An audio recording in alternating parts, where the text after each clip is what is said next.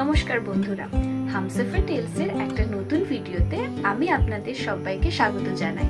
আজকে রবিবার, ঘড়িতে সময় সকাল 10টা।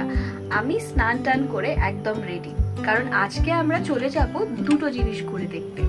1 নম্বর কালীঘাটের মন্দির আর 2 নম্বর কালীঘাটের স্কাইওয়াক।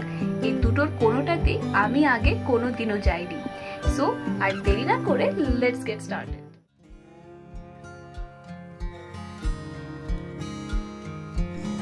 কালীঘাট 51টি সতীপীঠের মধ্যে অন্যতম এই কালীঘাট। এর স্থান মাহাত্ম্যের সাথে তুলনা চলে একমাত্র বারাণসী। চলুন আজ আমরা ঘুরে দেখি সেই কালীঘাটকে।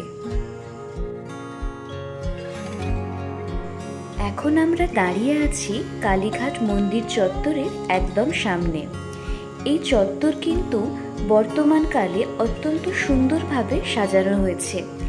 আপনারা যদি পুজোর জন্য কোনো সামগ্রী কিনতে চান তা সহজেই পেয়ে যাবেন মন্দিরের সামনের এই দোকানগুলো থেকে। এর জন্য আলাদা করে কোনো পান্ডা ধরার কিন্তু আপনাদের কোনো প্রয়োজন পড়বে না। কলকাতায় থাকা সত্ত্বেও আমি এই প্রথমবার এলাম কালীঘাট মন্দিরে, আর সেই জন্যেই আসা মাত্রই পড়ে গেছিলাম এক পান্ডার খপ্পরে। সেইখানে পড়ে আমার কেমন অভিজ্ঞতা হলো সেটাও একটু পরে জানাচ্ছি এই ভিডিওতে। তবে তার আগে বলে রাখি একটুখানি ইতিহাস। লোকমুখ থেকে জানা যায় আগে এই জায়গাটির নাম ছিল কালীক্ষেত্র। তখন এখানে থাকতেন আত্মারাম ব্রহ্মচারী নামের একজন সাধক। তিনি স্বপ্নে দেখেন পাশের কুণ্ড পুকুর বা কালিন্দী হ্রদে এসে পড়েছে দেবীর একটি আঙুল। সেই থেকেই এই মন্দিরের প্রতিষ্ঠা। এই যে সামনে জায়গাটা আপনারা দেখছেন, এটাই হচ্ছে সেই কুণ্ড পুকুর। এখন কিন্তু জায়গাটি সম্পূর্ণ ঘিরে দেওয়া হয়েছে, না হলে আগে এর বেশ কিছুটা কাছে পর্যন্ত যাওয়া যেত।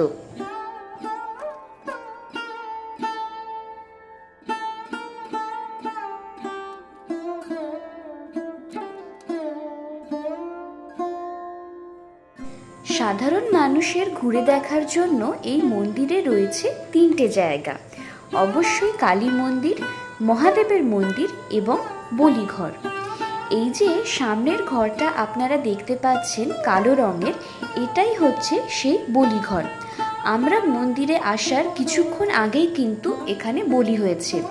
প্রায় প্রত্যেক দিনই এখানে এখনও পাঁঠা বলি দেওয়া হয়ে থাকে এবং সেই বলির মাংসের ভোগও দেওয়া হয়। তবে সেই মাংসের ভাগ পেতে গেলে পান্ডাকে ধরা ছাড়া কিন্তু আপনার কোনো গতি নেই। আর এই সামনের মন্দিরটা হচ্ছে মহাদেবের মন্দির। দেখুন, এই মন্দিরের মাথার উপরে রয়েছে বেশ কয়েকটা কলসি। আসল যে কালী মন্দির সেটা ছিল 90 ফুট উঁচু। তার মাথায় 3টে কলসি, আর একটা মন্দিরে একটা ত্রিশূল এবং আর একটাতে ছিল একটা ত্রিপতাকা। সবগুলোই কিন্তু বর্তমানে সোনা দিয়ে বাঁধানো। আচ্ছা, এবারে মন্দিরের টাইমিংটা জানিয়ে রাখি। মন্দির খোলে সকাল 10টা থেকে 1টা পর্যন্ত, তারপরে আবার 4টে থেকে 5টা পর্যন্ত। 1টা থেকে 4টে পর্যন্ত এই মন্দিরের দরজা কিন্তু সম্পূর্ণ বন্ধ থাকে। তখন আপনি মন্দিরের ভেতরে থাকলেও আপনাকে কিন্তু বেরিয়ে যেতে হবে। তাই পুজো আপনার দেওয়ার থাকলে বেশ সকাল সকাল আসতে হবে। আমাদের আসতে অনেকটা লেট হয়ে গেছিল, ফলে আমরা কিন্তু পুজো দিতে পারিনি সেদিন আর।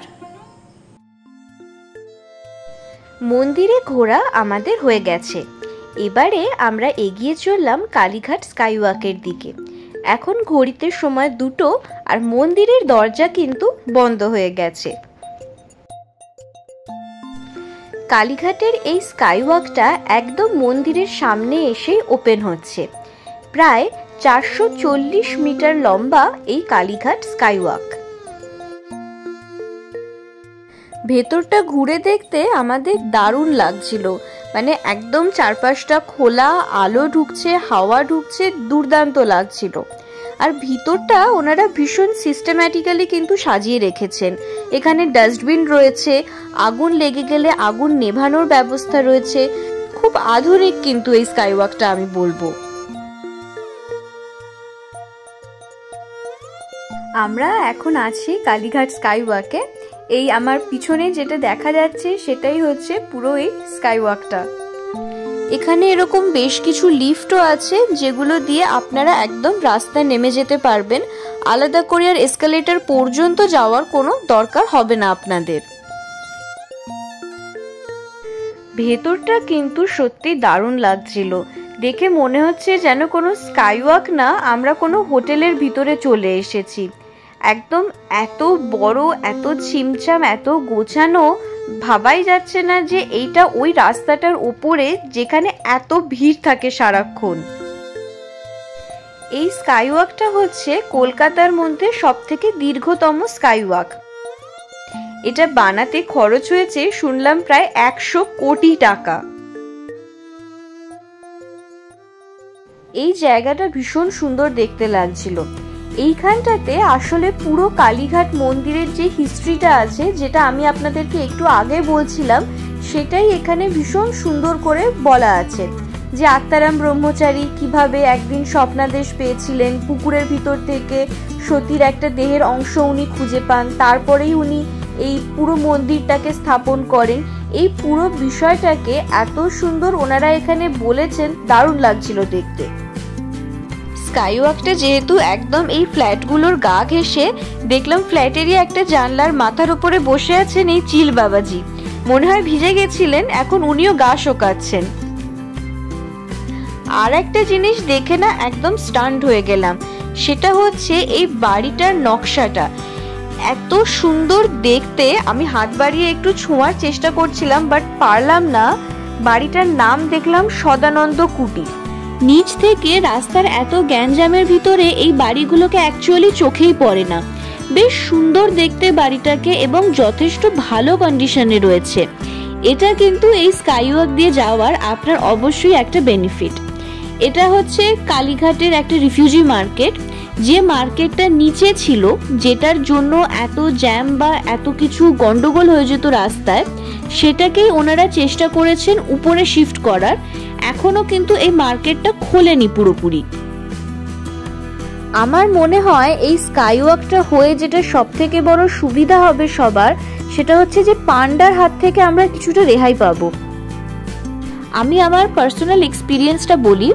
সেদিন মন্দিরে যাওয়ার সাথে সাথে যেহেতু আমাদের বেশ কিছুটা দেরি হয়ে গেছিল, আমরা ভাবলাম যে আগে মন্দিরটা দেখে নিই, পরে স্কাইওয়াকটা দেখব।